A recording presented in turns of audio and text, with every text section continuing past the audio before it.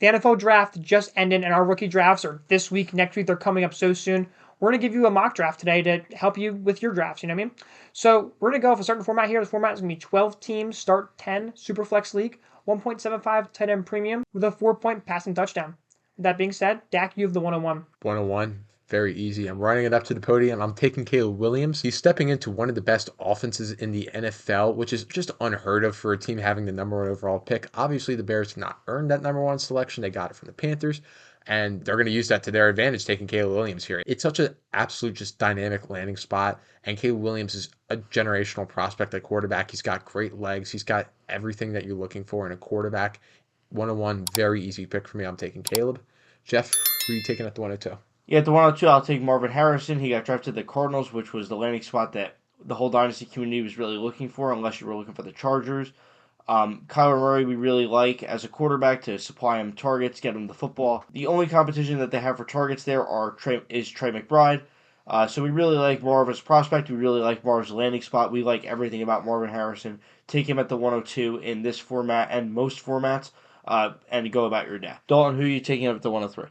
At the 103, there's a bit of a tier break here, but then we're going to go with Jaden Daniels here. Daniels went second overall to the Commanders, which is a pretty decent landing spot. There's definitely worse. He's going to have okay weapons. Terry McLaurin's a great wide receiver. We like him a lot. John Dotson's fine. But Jaden Daniels, what really is the selling point for him is his legs. His rushing ability is fantastic, and he could supply huge fantasy points right out the gate just because of how much he can rush the football. And what that's going to do is give you a chance to sell him. He could be good, but if he's not good, he's at least going to give you a window to sell because people are going to think he's good. Think Justin Fields when his value was 3 firsts.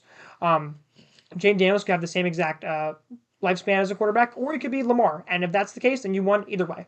So you got to take him here because of draft capital, because it's super flex, 12 teams, and it's only 4-point passing touchdown. So the rushing ability is trumps the passing ability. Hey guys, real quick, we're going to give away a free roster review when we hit 200 subscribers. So if you want to enter that, subscribe and leave a comment.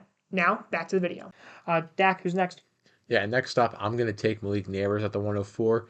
If Drake May got a better landing spot than the Patriots, I'd probably take Drake May here. But since that landing spot was so bad, and I don't really think J.J. McCarthy is that good of a prospect where he can jump over Neighbors, I'm going to take Neighbors here. The Giants' landing spot wasn't great. I was hoping for something better than that, but that's where he ended up, and I think he can transcend that landing spot. He's such a dynamic weapon. They're going to use him in the screen game. They're going to use him in the short intermediate game and utilize his yak ability, and he's going to be a really good downfield target as well. Daniel Jones, he's never had a receiver as good as this. Obviously, Daniel Jones is not a good quarterback, but I think Daniel Jones will be able to supply him fantasy points just because Neighbors is that good of a wide receiver.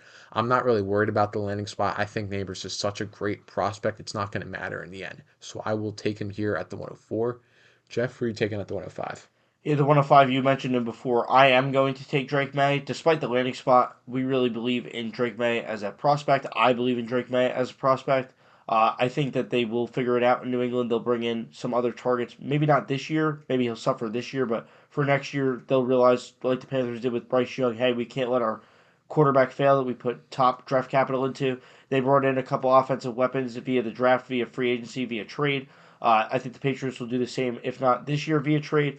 Next year, I think that Jalen Polk is an okay receiver for Drake May to get the ball to. All in all, we believe in Drake May as a prospect. Not really the situation, but with top 3 draft capital, we're pretty much forced to take him here. We like him. Drake May 105. At the 106, I'm going to take J.J. McCarthy. I think it's a really great spot to take J.J. I think him, Neighbors, and May, for me, are kind of all in the same tier here. J.J. went to the best situation possible in the Vikings. He's thrown the ball to generational receiver Justin Jefferson, great tight end T.J. Hawkinson, and another backup wide receiver in Addison. That's just fantastic targets for him. I think he could go as high as the 104 if you were that bullish on his situation and just the upside that he has in the situation. He doesn't have to be that good to be a fantastic fantasy option. Well, if you look at Drake May, in order for Drake May to succeed, he has to be a really, really good quarterback, which we believe he will be.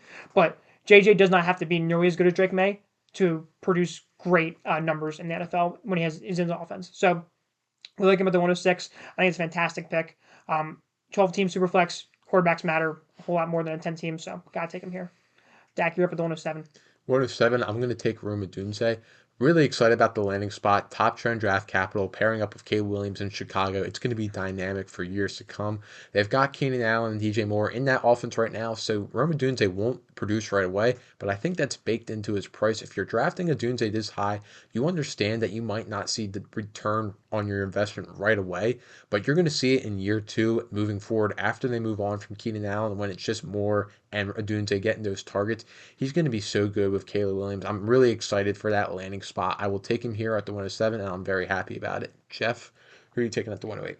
At the 108, I'm going to take Brock Bowers. A lot of people were upset with the Raiders' landing spot. However, he's one of the best tight end prospects ever, if not the best. In my personal rankings, he's my tight end 3. The only 2 people that I have above him would be Sam Laporta and Trey McBride. I really believe in his talent. Despite not really having a quarterback there besides Gardner Minshew, I think that they'll get one in the near future. They're forced to in a division with Justin Herbert and Patrick Mahomes. Brock Bowers at the 108, I think, is a great value despite the poor landing spot. We really believe in him. I really believe in him. That's who I'm taking at the 108. Dalton, who you got at the 109? The 109, again, this is another tier break for us, but Brian Thomas Jr. is still really good value at the back end of your first round. He went to the Jaguars, and Trevor Lawrence, we think, is a really good NFL quarterback. There's not a whole lot of competition there. Christian Kirk's fine. Evan Ingram's a good tight end, but we think Brian Thomas Jr. has the ability to take over as the number 1 weapon in that offense, and that has great upside for him. The Jacksonville Jaguars like to throw the ball. Brian Thomas Jr. likes catching the ball. He likes catching touchdowns too, so he could be a high touchdown player, which is going to score more fantasy points. We think the upside, the 109, is just really, really good here. Some people have other players over him, but we just think that he's a better talent than those guys. And we think the situation isn't that different than, let's say, like a Chiefs or Bills, just because we like Trevor Lawrence that much and we like the target upside. So I'll take him here. Dak, you're up to the 110. Yeah, I'm going to take Jonathan Brooks at the 110, which is not what these guys would do, but I'll explain why I'm taking him this high. He got drafted in the second round to the Carolina Panthers. They've got Miles Sanders there and Chuba Hubbard. I'm not worried about them at all. They're pretty bad at the position. Brooks is going to be the day 1 starter there right away. He did tear his ACL his final year at college, which is kind of a good thing if you think about it. He's going to have a built-in excuse for if he doesn't produce right away, because people are going to say, oh, give him a year to come back from the ACL. So there's already built-in value when you're taking him this high. I think he will produce. I think the ACL is fine. They said it was a clean tear of the ACL, similar to what Breece Hall had a couple years ago. So I'm not worried about it. I think he's going to hit the ground running right away. They brought in Dave Canales to be the head coach. They're completely revamping that offense. So that can mean more touchdown opportunities, which obviously Brooks is going to get all of those. He's a big bell cow back. He can also catch the ball out of the backfield. I think he's going to be a dynamic running back. Part of the new wave of running backs that are going to be coming into the NFL, changing the dynasty landscape. I think he's going to have a really good year 1, and he's going to be valued much higher than this 110. So I'm really excited about taking him here. I'll take him over the round 1 receivers that got drafted, and I feel pretty good about it. So Jeff, who do you got at the 111? The 111, I'm going to take one of those round 1 receivers that you just mentioned. I'm going to take Xavier Worthy. He was drafted late first round to the Kansas City Chiefs. They traded up for him, shows that they really wanted him. Really good speed at the combine, ran the 4.21. Patrick Mahomes, obviously best quarterback in the NFL, has that cannon of an arm that can hit Worthy down the field in stride. I really like Xavier Worthy. I really like the landing spot especially. Rashee Rice is there. Kelsey's there. Marquise Brown is there. Worried about the first 2, not really worried about that last one. But if Xavier Worthy is a first-round talent, he will command the ball from Patrick Mahomes. I really like to take him here at the back end of the first round. I think it's really good value. Obviously, a Chiefs receiver tied to Patrick Mahomes. Got to take him here. Dalton, who do you want at the 112? The 112, I'm going to take Ladd McConkey. Went early second round to the Chargers. Ladd has a really good opportunity in the Chargers offense, right? Justin Herbert's a fantastic quarterback, and he has literally no one to throw the ball to. Ladd McConkey is the only person on that team that can catch a football. Look at QJ. He doesn't have good hands. So Ladd McConkey has the upside, and I think a decent floor as well in this Chargers offense. Someone's going to have to catch the ball, right? Justin Herbert's going to throw for 4,000 yards, and Ladd McConkey's going to catch some of those. We like him as a prospect, too. Getting him at the 112 feels criminal, honestly, because just how good this draft class is insane, and this is a testament to that. So I'll take him here, and I'm very happy about it. Dak, you're starting off in the second round. Yeah, so starting off with the 201, I'm going to take Bo Nix. 12th overall draft capital to the Denver Broncos. Usually you're not getting a quarterback who had top 12 draft capital in the second round, but like Dalton said, just speaks to how good this draft class is, loaded at all different positions. Bo Nix, he's not the most exciting prospect. He might have been overdrafted by the Broncos. He's going to be able to start for at least 2 years and see if he works out. Hopefully they get more weapons around him. Right now, it doesn't look too good with just Courtland Sutton, Marvin Mims, Troy Franklin. Not really great. The fact that he got that draft capital means he has job security for at least 2 years, and especially in a 12-team format, it's important to get these quarterbacks. So I'm going to take him here. Jeff, who are you taking at the 202? At the 202, I'm going to go with the wide receiver that the Bills selected, Keon Coleman. I really didn't like Keon Coleman as a prospect pre-draft. However, the great landing spot dictates that I have to take him here. They picked up Curtis Samuel in the offseason, who's a solid receiver, but nothing too special. Kincaid is really good, who will command a lot of targets there. So Keon Coleman, despite not being a great prospect coming out of college, I will still take him here at the 202 simply because he's tied to Josh Allen and the lack of target competition on the roster. Dalton, who are you going to take at the 203? The 203, I'm going to take Trey Benson. I went the third round to the Cardinals, which I think is a pretty decent landing spot. I think the Cardinals' offense is pretty exciting, and they're going to get better as they just get older. Kyler Murray's a good quarterback. They just got Marv, who's going to help the offense grow a ton. Trey McBride's also really exciting. So Trey Benson, James Conner is there, and James Conner's fine, but he's pretty old. I don't see James Conner being there or being super productive for more than the next year, probably. So I could see Trey Benson being that type of running back that takes over in the middle of his first year or the beginning of his second year as an NFL player. And I think he could be a sort of bell cow, maybe like that 65% bell cow, which is the new age bell cow back. And that can be really valuable for your fantasy team. And he also could produce year one. And, getting year one points is really hard to do from rookie picks, especially in the second round. So I like Trey Benson here a lot, and I'm okay taking him. Dak, you're up to 204. Yeah, I'm going to take Xavier Legette here. He got first-round draft capital with the Carolina Panthers. He stepped into a room with Deontay Johnson, Adam Thielen. So there is some target competition there year one, but those guys are on the older side. And Legette, I assume, is being drafted to be that alpha wide receiver eventually. We did not like him as a prospect, just like Keon Coleman, but he did get the draft capital. You have to respect the draft capital more than anything else. He's going to get a lot of opportunities in that offense to grow with Bryce Young, and it could end up working out. He's just a really bad prospect just because he didn't produce at all in college for his first 4 years, and it took him until he was 22 playing against 19, 20-year-olds to succeed. So that's not a good track record for future NFL success, but he could work out. The Carolina Panthers believe that he will work out. Obviously, that's why they drafted him in the first round. So I'm going to respect the first round draft capital. And if he hits, he will be valued much higher than the rest of the guys that are on the board. He's going to get the opportunity to do that. So I'm going to take him here. Jeff, who are you taking at 205? 205, I'm going to take the other late first round wide receiver. I'm going to take Ricky Pearsall. He was drafted to the 49ers. A lot of uncertainty right now of what's going to happen with Ayuk and Debo. Looks as if they're going to keep both, which would put Pearsall as the wide receiver 3 in that offense, or the 5th receiving option because McCaffrey and Kittle will both command more targets than he will. If one of them gets traded, Ayuk or Samuel, his value will obviously get a decent bump, but nothing too crazy. He's an okay prospect out of Florida. I'm really trusting the landing spot here and Shanahan to utilize him to the best of his ability. I trust Shanahan as a coach to get him involved in any which way he can, maybe as a gadget player in that offense. Simply the first round draft capital, I can't let him slide any further down the board. I'm going to take him here at the 205. Dalton, who do you have up at the 206? The 206, I'm taking Michael Penix Jr. These guys would disagree. They both went Anna Mitchell here, but I'm okay taking Michael Penix here. 8th overall to the Falcons. You're never getting a quarterback that goes 8th overall here ever in your rookie drafts or Superflex rookie drafts for that matter. But you are because he's in just the wildest situation imaginable. We don't know what the hell the Falcons were doing picking him there, but they did nonetheless. The Falcons are going to be a good offense in a couple years. They have Cousins, obviously, and they just signed that deal with Cousins. So we're looking at Michael Penix being a starter in 2, maybe 3, maybe 4 years. But when you're getting him at the 206 in a Superflex league with 12 teams, his value is going to go up once it finally becomes his time to start. Probably close to a first round of value, and he could spike exponentially if he hits, right? If he's actually a good NFL player, which the Falcons obviously believe he is, taking him 8th overall when they already have Kirk Cousins, right? So it's kind of like an investment. I would not take him if you're a contending team. I would steer clear of him. I would try to go for a running back. Maybe Benson's still here at this point. I would take him here.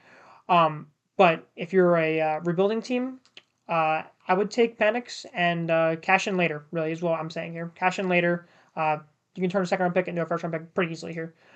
So, yeah. Dak, you're up at the 207. Yeah, so Dalton mentioned him. I'm going to take Adonai Mitchell here to 207. I think this is one of the bigger examples in this draft class of a disconnect between NFL general managers and the Dynasty community. I think most people had him valued as a first-round pick and expected him to get that first-round draft capital, and then it didn't happen. He just ended up sliding down the board past a bunch of other guys, and he ended up towards the back end of the second round with the Indianapolis Colts. Not a great landing spot, not a bad landing spot. There's a lot of target competition there with Michael Pittman and Josh Downs, but he could grow into that wide receiver 2 role, and I really like the talent that he has. I thought he was a really good player coming out of Texas. I like him more than Xavier Worthy, his fellow teammate at Texas. So I'm willing to bet on the talent here. I don't know if he'll ever be able to go into alpha role, especially with Michael Pittman just getting a new long-term deal there. But he could be a solid wide receiver too. And if Anthony Richardson develops like the Colts are trying to get him to develop with Shane Steichen there, that could end up being a really good situation for Adonai Mitchell, as he would be the bona fide wide receiver 2 in that offense. Right, Jeff, who are you taking at 208? I put the 208 here. I'm going to take Jalen Polk. He was drafted to the Patriots high end of the second round, so he got some decent draft capital there. Drake may need somebody to throw the ball to. Maybe they'll have a rookie-to-rookie connection in the first year, somebody that he can rely on. Right now they have Demario Douglas there. God knows what's going on with Juju Smith-Schuster. They brought in Javon Baker in the fourth round. There's a lot of openings for targets there, and hopefully at this point in the draft, kind of just throwing darts, hopefully Jalen Polk can arise and command a lot of targets from Drake May in his rookie year and moving forward. So I'll take him here at the 208. Dalton, who are you going to take at 209? The 209, I'm going to take Malachi Corley. He went to the Jets in the third round, which is not the best draft capital for wide receivers. We typically like to see first or second round for them to be confident. But the Jets don't have great wide receivers outside of Garrett Wilson. So there's a really great opening for Malachi to take over that wide receiver 2 role there. And we think he could probably do that. And if he does, he's going to gain a good amount of value very quickly. That's what we're looking for here. We're looking for players that are going to score fantasy points and gain value. And I think Malachi Corley has a good opportunity to do so. Just being in that Jets offense. So I'll take him here. All right, Dak, you're up to 210. Up at the 210, I'm going to take Marshawn Lloyd, running back who just got drafted by the Packers in the third round. I think this is a pick that could be similar to Kendre Miller like last year. Kendre Miller was drafted behind Alvin Kamara, was expected to sit for a year and eventually take over. That didn't happen. But it could be different with Marshawn Lloyd. Josh Jacobs just got a multi-year contract with the Packers, but there is an out year after the first year. So if the Packers like Marshawn Lloyd enough, they could move on from Jacobs after just 1 year, and then Lloyd steps into that starting spot after year 1. I also thought that Marshawn Lloyd was one of the better running back prospects coming out. I really liked him coming out of USC. I like the landing spot after Josh Jacobs moves on. That's going to be a really good offense. And if Josh Jacobs does move on after a year, I think you're getting a good starting running back here at the 210. That's really good value for a guy like Lloyd. So I feel comfortable taking him there at the 210. Jeff, who do you got at the 211? 211, I'm going to take Jermaine Burton. He was drafted in the third round to the Cincinnati Bengals. Really the landing spot with the Bengals, Joe Burrow throwing him the football, tied to Burrow for now. I really like that for him. Don't know what's happening with Higgins. He probably will stay there. But if Higgins were to leave, obviously he would also get a nice value bump, same as if the 49ers were to trade one of their receivers and for Pearsall's value. I think Higgins is going to stay there for at least this year. Burton will get used, though. They moved on from Tyler Boyd. There's not a lot going on in that tight end room. He can be the clear third option for Burrow in terms of targets. So, therefore, I am comfortable taking him here at the 211. Dalton, round us out with the 212. Yeah, so last pick in this mock draft, I'm going to take Blake Corum, who went in the third round to the Rams. Obviously, they have Kyron Williams, right? Kyron Williams had a fantastic year, got the ball a ton. We think Blake Corum could eat into that role a little bit. Maybe has a 30% split, which is not bad. But the real upside with Blake Corum is if Kyron was to get hurt, Blake Corum would step in as the bell cow theoretically. And that's super valuable, right? We look at our running backs. We like running backs past years like Zamir White, who stepped in as the bell cow last year for a couple games while Josh Jacobs went out. So Blake Corum here getting just a high value handcuff with maybe some additional value if Kyron stays healthy. But, you're not getting the best players in the world at 212, but I still think that's pretty good value at 212. So that's going to wrap up our mock draft today. We hope you enjoyed the video and learned something. If you did, make sure to like and subscribe, and we'll see you in the next one.